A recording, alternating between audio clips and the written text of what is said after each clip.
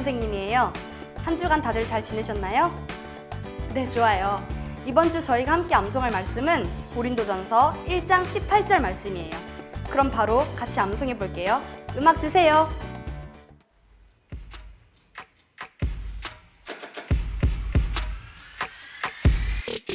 십자가의 도가 멸망하는 자들에게는 미련한 것이요 구원을 받는 자들에게는 하나님의 능력이라. 고린도전서 1장 18절 말씀. 아멘. 십자가의 도가 멸망하는 자들에게는 미련한 것이요 구원을 받는 자들에게는 하나님의 능력이라. 고린도전서 1장 18절 말씀. 아멘. 네, 다들 잘했어요. 우리 한번 해봤으니까 두 번째 땐 더 잘할 수 있겠죠? 그럼 바로 음악 주세요.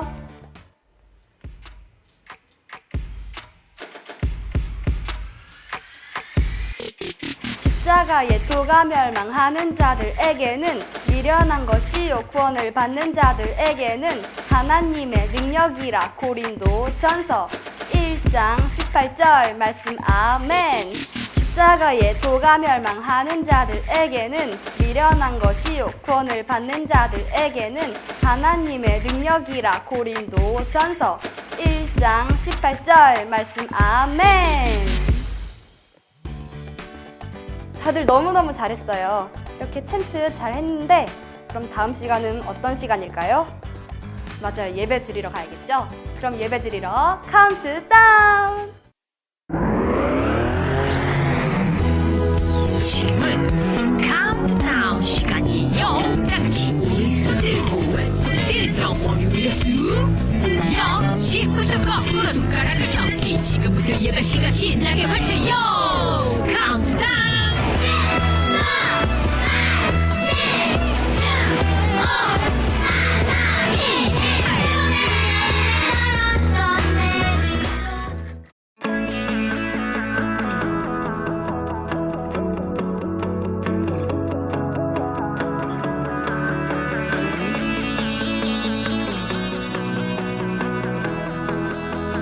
온 땅이여 주님을 찬양하라.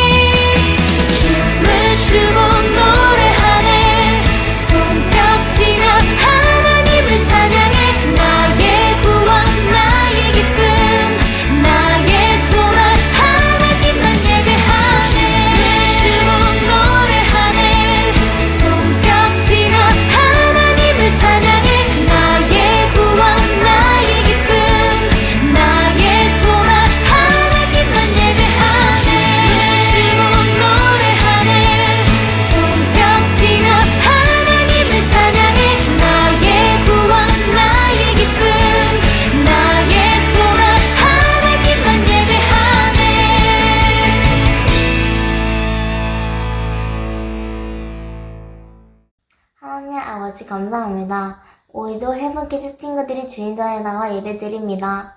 주님께서 한 사람 한 사람 다 축복해주세요. 주님께 감사 예물을 준비했습니다. 저희의 예물을 기쁘게 받아주세요. 또 이번 한 주간도 주님 은혜 안에서 살게 해주세요. 오늘 전도사님이 준비하신 힘있는 말씀을 듣고 그 말씀을 기억하며 한 주간 기도로 지내도록 도와주세요. 아직 교회에 나오지 못한 온라인 예배를 드리는 친구들을 지켜주시고 주님 말씀을 기억하며 살아가도록 도와주세요. 이 모든 기도 감사드리며 예수님의 이름으로 기도합니다. 아멘.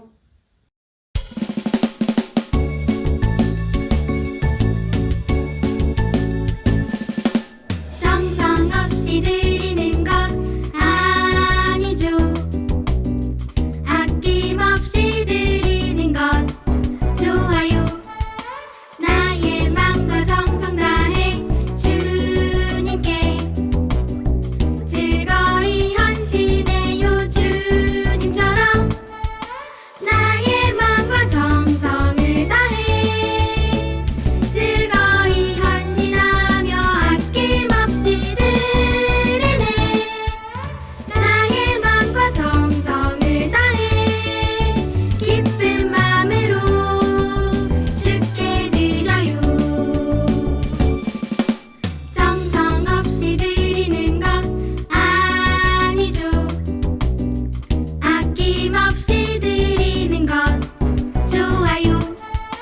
나의 맘과 정성 다해 주님께 즐거이 헌신해요. 주님처럼 나의 맘과 정성을 다해 즐거이 헌신하며 아낌없이 드리네. 나의 맘과 정성을 다해 기쁜 마음으로 주께 드려요. 나의 맘과 정성을 다해 기쁜 마음으로 주께 드려요.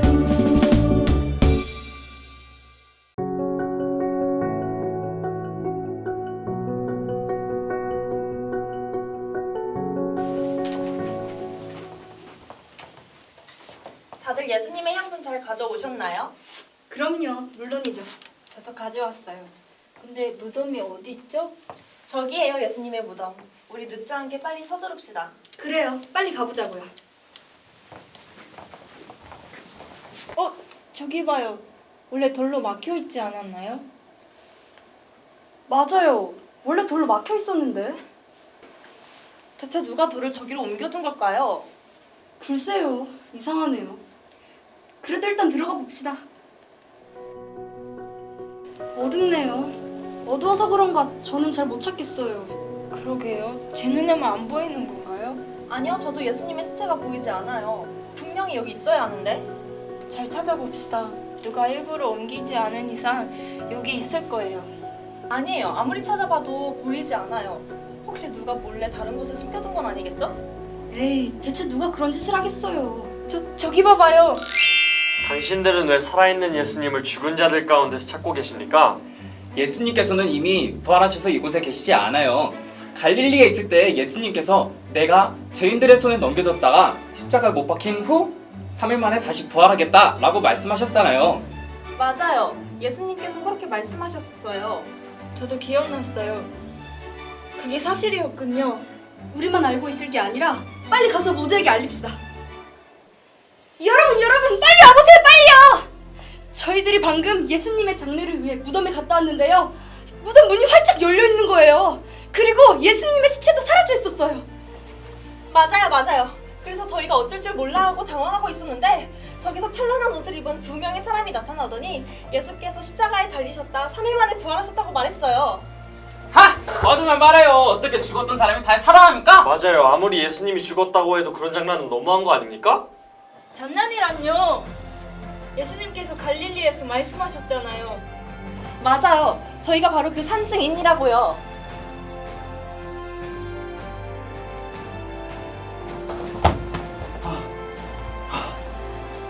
정말 여인들의 말이 사실이었을까? 아니, 갈릴리에서 예수님이 말씀하셨잖아.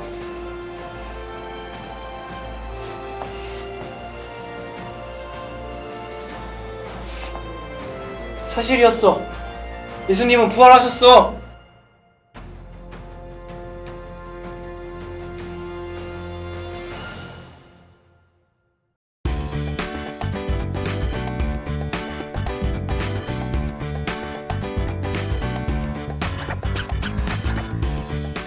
헤븐키즈 여러분 안녕하세요. 권수르 전도사님이에요. 오늘도 우리 말씀 열심히 듣고 큰 은혜 받는 시간 되시기를 축복합니다. 그럼 오늘 함께 나누실 말씀 읽어볼까요? 고린도전서 15장 20절 말씀이에요. 그러나 이제 그리스도께서 죽은 자 가운데서 다시 살아나사 잠자는 자들의 첫 열매가 되셨도다. 아멘. 여러분, 세계에는요 아주 유명하고 뛰어난 사람들이 많은데 그 중에 사람들이 4명을 특별히 꼽아서 4대 성인이라고 불러요. 누구누구 있는지 한 번쯤은 들어보셨을 텐데요. 소크라테스, 공자, 부처님, 그리고 예수님이에요.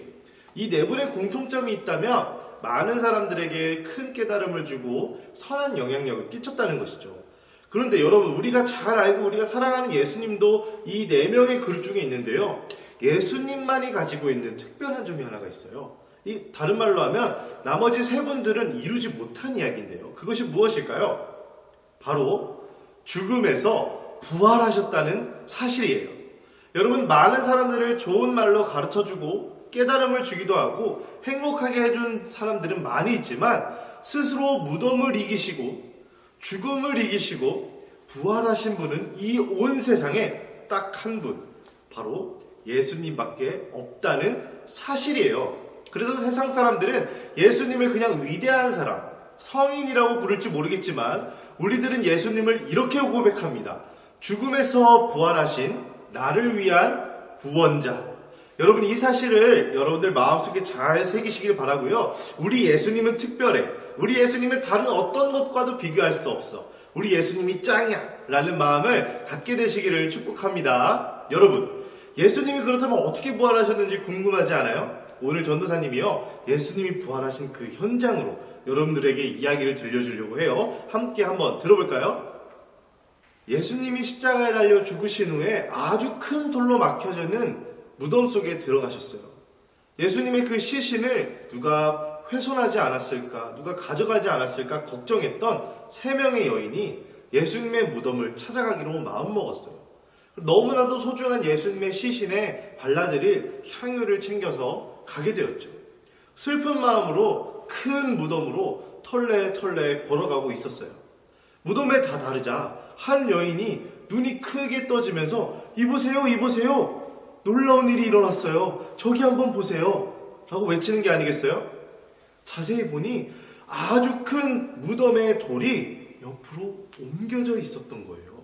여러분, 단순히 문을 옆으로 옮겨 넣는 것이 아니라요, 이스라엘의 전통적인 무덤의 돌은요, 한 사람이 절대 옮길 수 없는, 10사람도 절대 옮길 수 없는 아주 무거운 큰 돌로 만들어져 있거든요.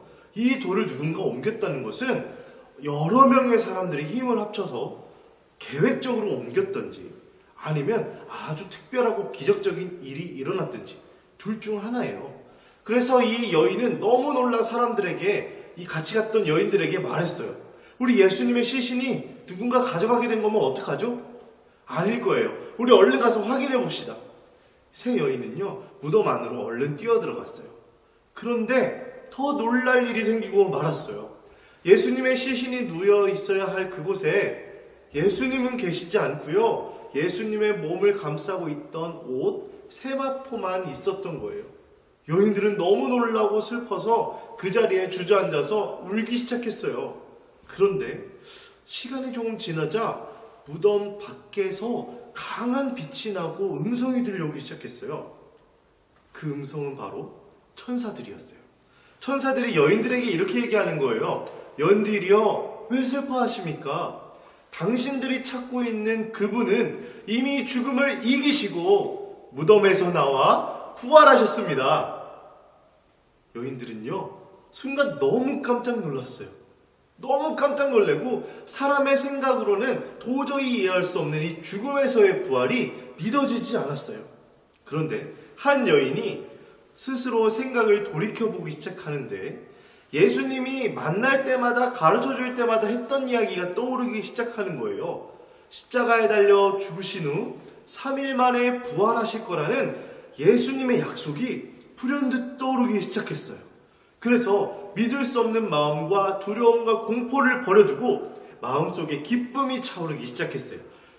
맞아! 예수님이 우리에게 이미 약속하셨던 사실이야. 우리는 그 사실을 믿기만 하면 되는데 왜 몰랐을까?